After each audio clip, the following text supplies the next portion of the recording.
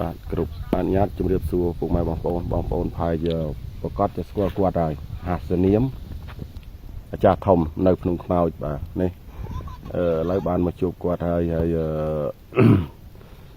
គាត់គឺជាវីរបុរសខ្លាំងពិតប្រាកដដែលនៅប្រាសាទព្រះវិហារយើងបាញ់បាញ់អស់ហ្មងដេកា82 36គ្រាប់ហ្នឹង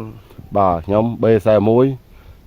5គ្រាប់ឥឡូវបានមកជួបហើយអត់មានលេនឋានមកកាលអត់មានលេនឋានទៀតអត់មានលេនឋានទេមើលមកត្រង់មើលកុំបដិបត្តិពេកហ្នឹងហើយថ្ងៃនេះមកអីមានអីឲ្យកូនសិស្សកូនគួនមានកូនស្កតអើយកូនស្កតទៀតហ៎គឺមានតែកូនស្កតហ្នឹងចាកថាក៏មានកថាមានអីក៏ឲ្យរបស់ខ្លាំងខ្ញុំចង់បានហើយថ្ងៃនេះបានជួបគាត់ហើយគឺមិនថាមិនល្បីមិនខ្លាំងអីទេបងប្អូនតែគ្រាន់ថាជាឆន្ទៈในការប្រយុទ្ធឲ្យណាត់ជួបគាត់ហើយមកនេះគឺមាន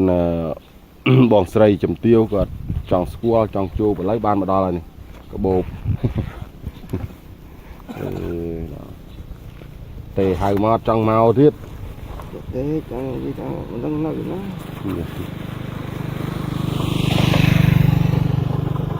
ហើយកូនស្កតកូនស្កតតមសាច់ឆ្កែនឹងឈាមបាទលោកមានពុទ្ធការប្រាប់ឲ្យថាបើសិនតមកប្រពន្ធវិញមកញោមណាប្រមូលវិញមិនបច្ចេកអស់បាត់ហើយមើល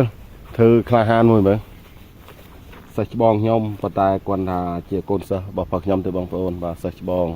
ហើយគាត់ខ្លាំងបកែមែនហើយខ្ញុំក៏ជាកូនសិស្សកូនគាត់គាត់មានអ្វីគ្រប់យ៉ាងបងជួយយកនេះទៅវិញទៅទឹកសិនចាំនេះនឹងឲ្យគ្រប់អរគុណពុកម៉ែបងប្អូនទាំងអស់ដែលតែងតែគ្រប់គ្រងគាត់មើលមុខមួយមើលអ្នកខ្លាំងគេបាញ់បានគ្រាប់ឯមុនបាញ់3 10គ្រាប់ហើយ100ម៉ែត្រកុំចេះតែហ៊ានណា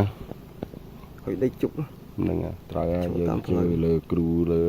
មន្តអាគមទាំងអស់គ្នាហើយជាវាទី1គឺតំណមដោយគាត់